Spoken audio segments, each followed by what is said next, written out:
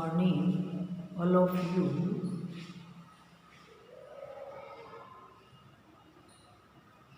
मैं paper first ज्ञान तथा पाठ्यक्रम उसके अंतर्गत यूनिट 4 पाठ्यक्रम निर्माण के सिद्धांत के बारे में पढ़ा रही हूँ। आपको उसके पहले पाठ्यक्रम निर्माण की प्रक्रिया और पाठ्यक्रम के प्रभावी अध्यापन अधिगम में पाठ्यक्रम की भूमिका, पाठ्यक्रम के उद्देश्य, ये सब बता चुकी हूँ मैं।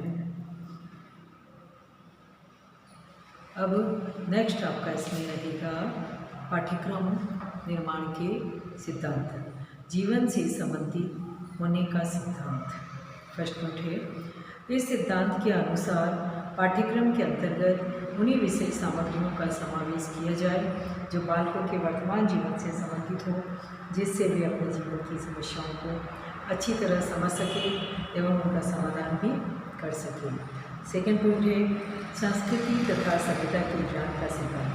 पाठ्यक्रमों में ऐसे विषयों, क्रियाओं तथा वस्तुओं का समावेश किया जाए जिनके द्वारा बालक अपनी संस्कृति तथा सभ्यता का अच्छी तरह ज्ञान कर सके। थर्ड पॉइंट है, अग्रदर्शिता का सिद्धांत। पाठ्यक्रम में ऐसे विषयों, क्रियाओं तथा वस्तुओं का समावेश किया जाए जिनके द्वारा बालक जीवन में आगे आने वाली परिस्थितियों को अच्छी तरह समझ सके और सफल जीवन यापन करने के लिए उनसे अनुकूलन कर सके। फोर्थ पॉइंट है, सृजनात्मक तथा रचनात्मक शक्तियों का सिद्धांत। पाठ्यक्रम के निर्माण में ऐसी विषय वस्तु तथा क्रियाओं का समावेश होना चाहिए जो कि बालक में निहित जन्मजात सृजनात्मक एवं रचनात्मक शक्तियों का विकास तथा इनका उपयोग कर सके। नेक्स्ट पॉइंट है, फिफ्थ, व्यक्तिगत विभिन्नताओं का सिद्धांत। इस सिद्धांत के अनुसार पाठ्यक्रम कठोर न होकर लचीला होना चाहिए जिससे उसमें बालकों की व्यक्तिगत रुचियों, प्रवृत्तियों, आवश्यकताओं, क्षमताओं आदि के अनुरूप परिवर्तन किया जा सके। खेल एवं कार्य का सिद्धांत। इसके अंतर्गत खेल बालक की जन्मजात प्रवृत्ति है तथा पाठ्यक्रम के निर्माण में बालकों से जो भी कार्य कराने तथा सिखाने की योजना बनाई जाए उसमें बालकों को अपनी खेल प्रवृत्ति को अभिव्यक्ति करने का अवसर प्रदान किया जाए। इससे बालक जो भी कार्य करेंगे उसमें वे सुख तथा आनंद का अनुभव करेंगे। सेवन पॉइंट है, जीवन क्रियाओं का सिद्धांत।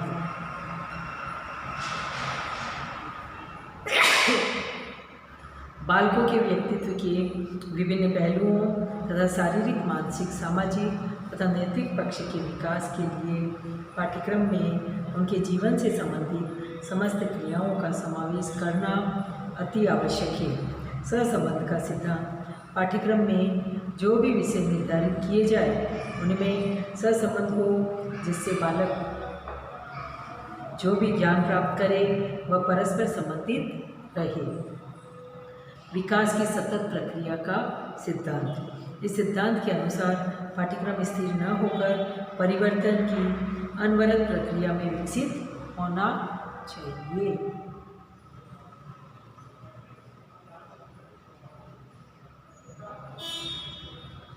नेक्स्ट पॉइंट है, 10th, स्वस्थ आचरण के आदर्शों की प्राप्ति का सिद्धांत। क्रो एवं प्रो के अनुसार पाठ्यक्रम में इस प्रकार के विषयों, क्रियाओं तथा वस्तुओं को स्थान दिया जाए जिनसे बालक स्वस्थ आचरण के आदर्शों की प्राप्ति कर सके।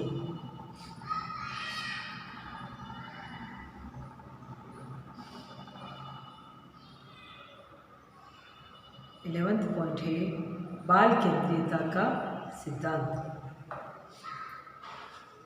पाठ्यक्रम का निर्माण बालकों की रुचियों, आवश्यकताओं, अभिवृत्तियों, क्षमताओं, बुद्धि, आयु, प्रवृत्ति आदि को ध्यान में रखकर करना चाहिए। अर्थात पाठ्यक्रम बाल केंद्रित होना चाहिए। नेक्स्ट 12 पॉइंट है पर्याप्त समय की व्यवस्था का सिद्धांत। विभिन्न विषयों के प्रकरणों को पूर्ण करने के लिए पाठ्यक्रम में पर्याप्त समय की व्यवस्था की जानी चाहिए। उपर्युक्त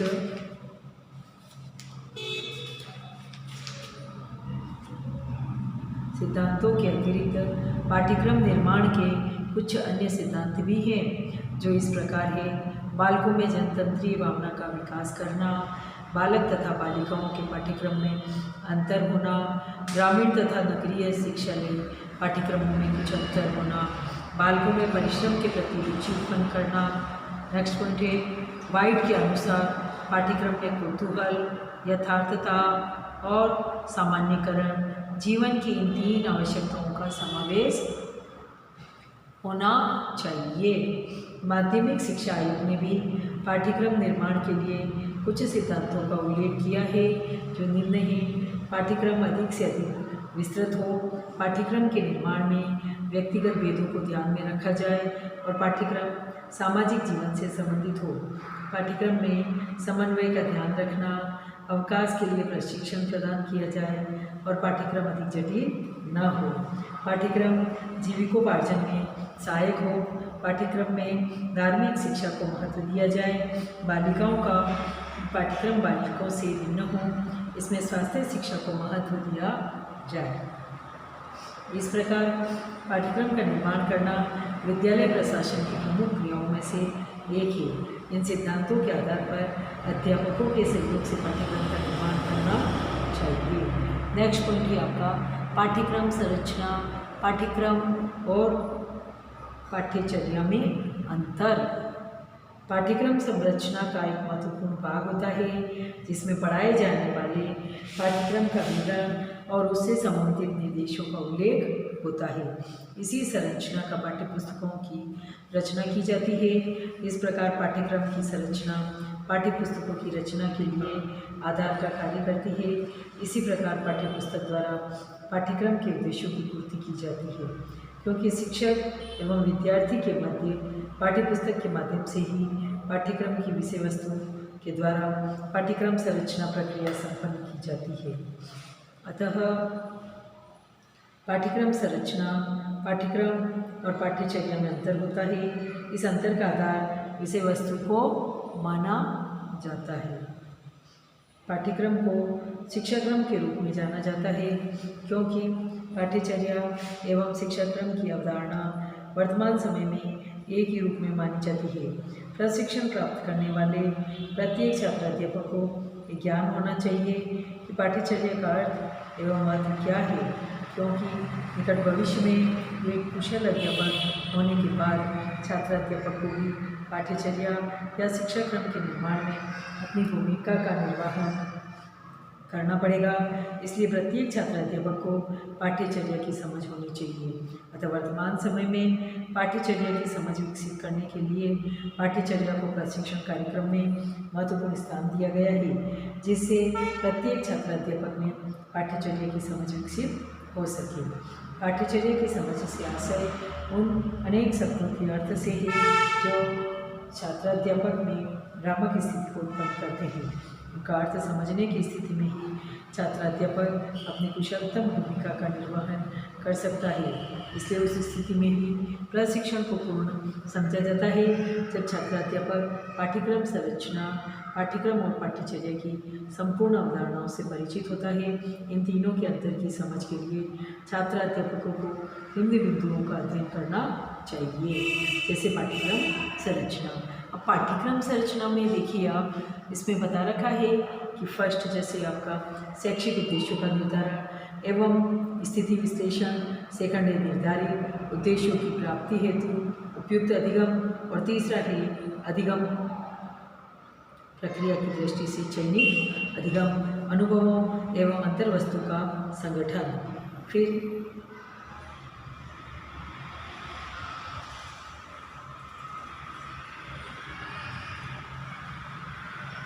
चौथा, अध्ययन अध्यापन प्रक्रिया की दृष्टि से चयनित अधिगम अनुभवों एवं अंतर वस्तु का संगठन।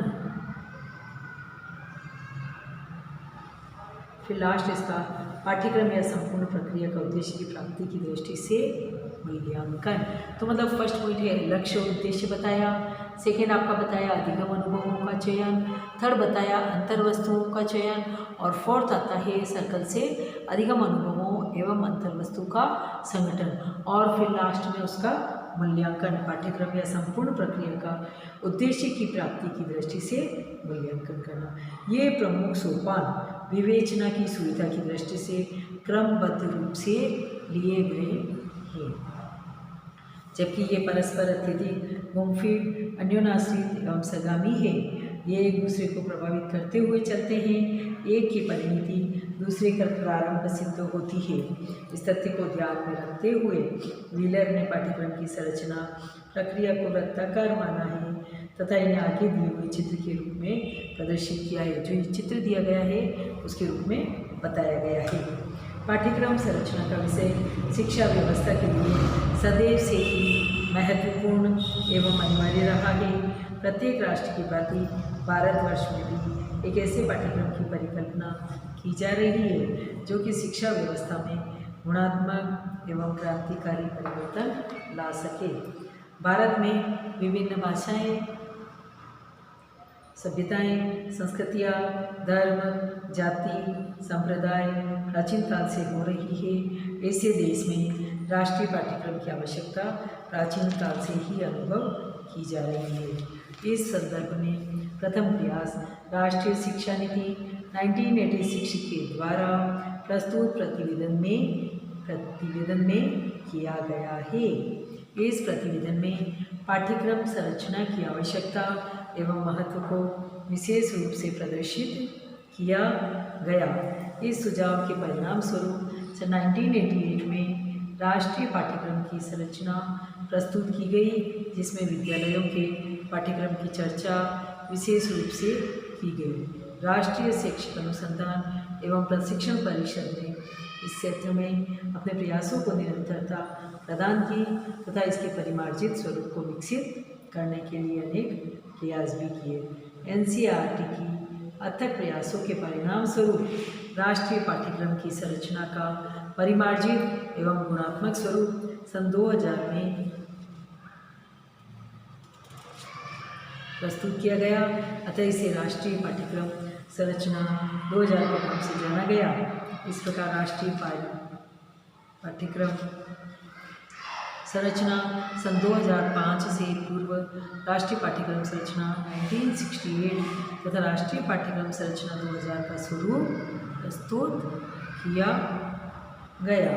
इससे यह स्पष्ट होता है कि राष्ट्रीय पाठ्यक्रम के स्वरूप के रूप में संदर्भ में विचार विमर्श एवं इसके निर्माण की प्रक्रिया का कार्य प्रारंभिक काल से ही चल रहा है।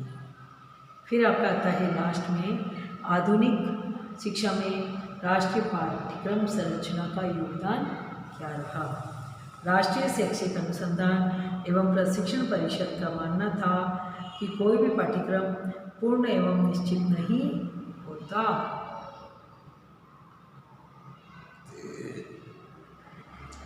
समय की धारा के परिवर्तन के साथ साथ पाठ्यक्रम में भी परिवर्तन किए जाने चाहिए। पाठ्यक्रम सदैव विकासात्मक प्रक्रिया में रहता है। समाज के विकास की प्रक्रिया के अनुरूप ही राष्ट्रीय पाठ्यक्रम के विकास की प्रक्रिया होती है। इस अवधारणा के कार्य रूप में परिवर्तित करते हुए तत्कालीन एनसीईआरटी के अध्यक्ष ने राष्ट्रीय पाठ्यक्रम संरचना 2005 को प्रस्तुत किया, जिसमें राष्ट्रीय पाठ्यक्रम संरचना 1988 एवं राष्ट्रीय पाठ्यक्रम संरचना 2000 के विषयों को परिमार्जित, क्रमबद्ध एवं सुसंगठित रूप में प्रस्तुत किया गया। इसके साथ साथ इसमें नवीन विषयों का समावेश भी किया गया।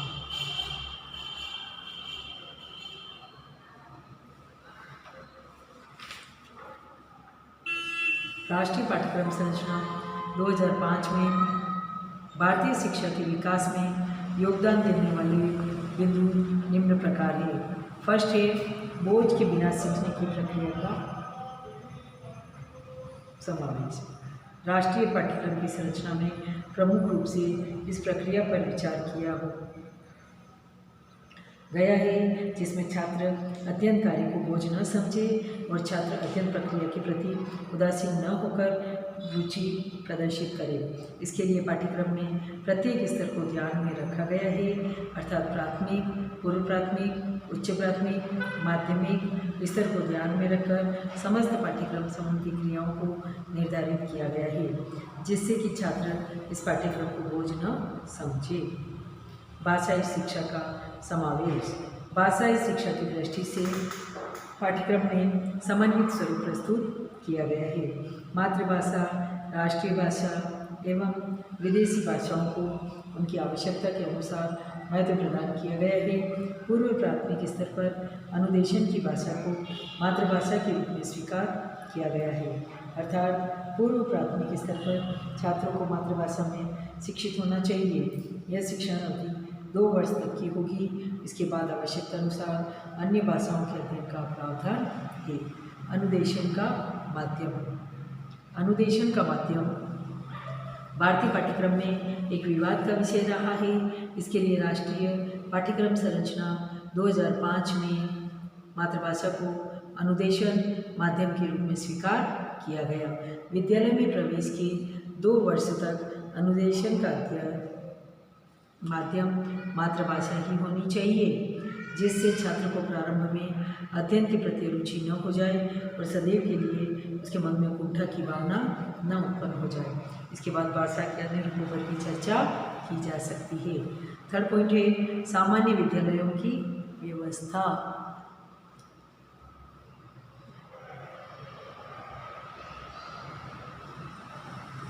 इस राष्ट्रीय पाठ्यक्रम को क्रियान्वित करने के लिए सामान्य विद्यालयों की व्यवस्था करनी चाहिए, जो कि एक नियम, एक रूप तथा एक व्यवस्था पर आधारित हो। विद्यालय का समान स्वरूप ही राष्ट्रीय पाठ्यक्रमों का उचित माध्यम है, अतः इस कार्यक्रम में विद्यालयों की समानता पर विशेष बल दिया गया है।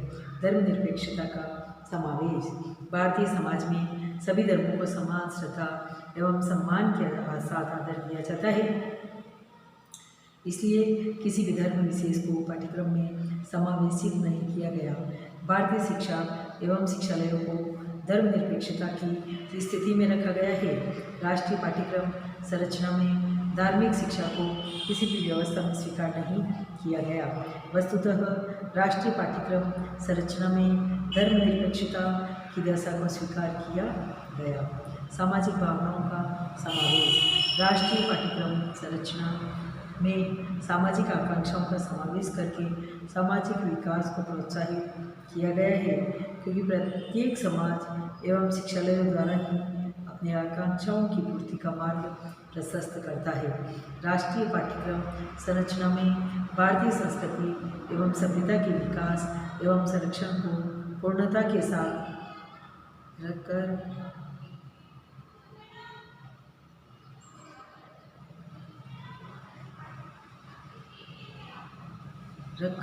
सामाजिक अध्ययन में स्थान प्रदान किया गया है।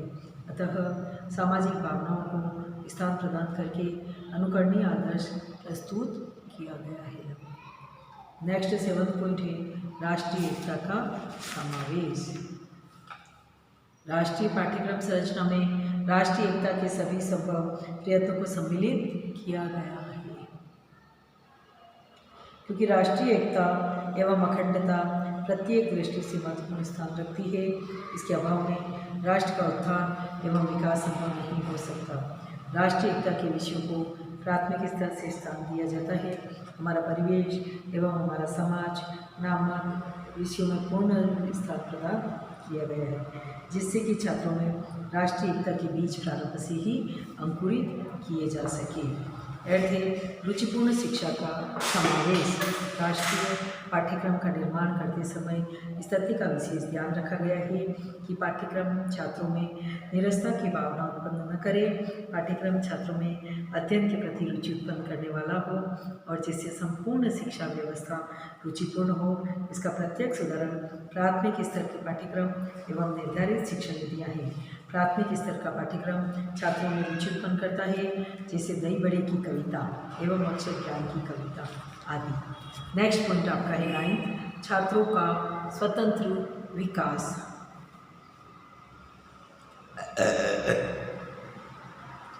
राष्ट्रीय पाठ्यक्रम संरचना 2005 में छात्रों के स्वतंत्र विकास का प्रावधान किया गया है। छात्रों को परीक्षा के बोझ से मुक्त करते हुए मासिक परीक्षा एवं सत्र परीक्षण का प्रावधान किया गया है।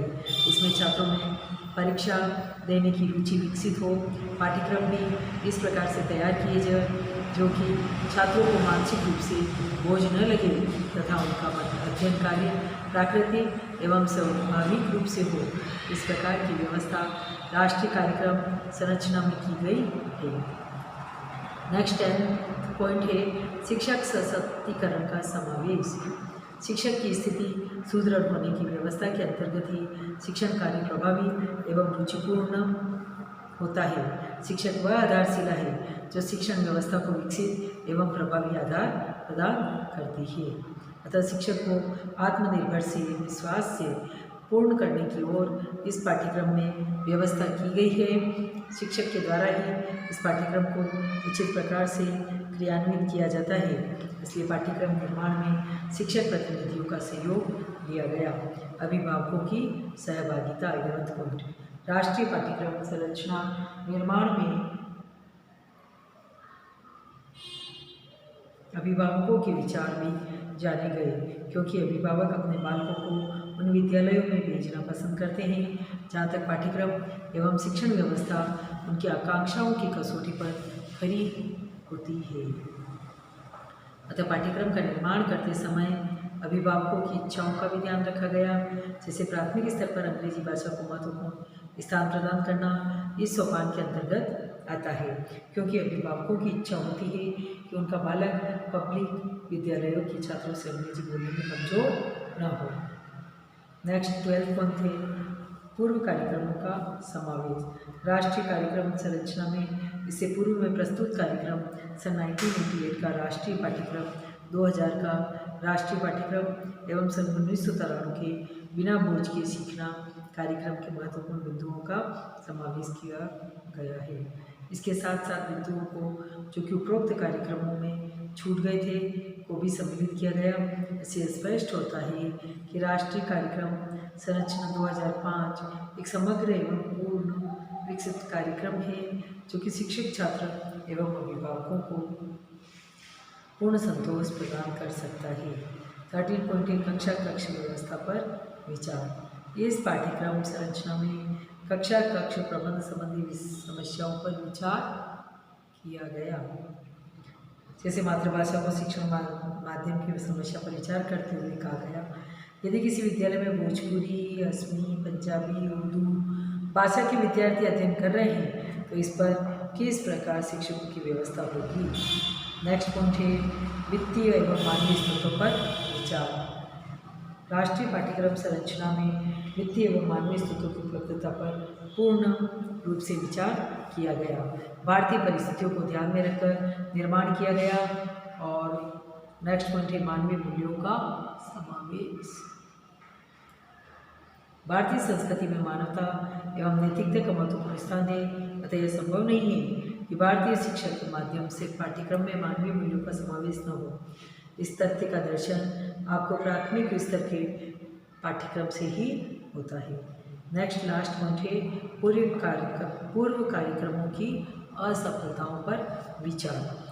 राष्ट्रीय पाठ्यक्रम संरचना 2005 की निर्मित करने से पूर्व इन तथ्यों पर पूर्ण रूप से विचार किया गया। इससे पूर्व के कार्यक्रम आयोग के सुझाव ठंडे बस्ते में क्यों चले गए। आयोग एवं राष्ट्रीय पाठ्यक्रम के क्रियान्वयन कागजी कार्रवाई बनकर रह गए। इन सभी बिंदुओं पर विचार करने के बाद ही इस पाठ्यक्रम का स्वरूप प्रस्तुत किया गया, जिससे इसे प्रभावी रूप में क्रियान्वित किया जा सके। उपरोक्त विवेचन से यह स्पष्ट होता है कि राष्ट्रीय पाठ्यक्रम संरचना 2005 में एनसीईआरटी द्वारा पूर्णतः सावधानी का प्रयोग किया गया है।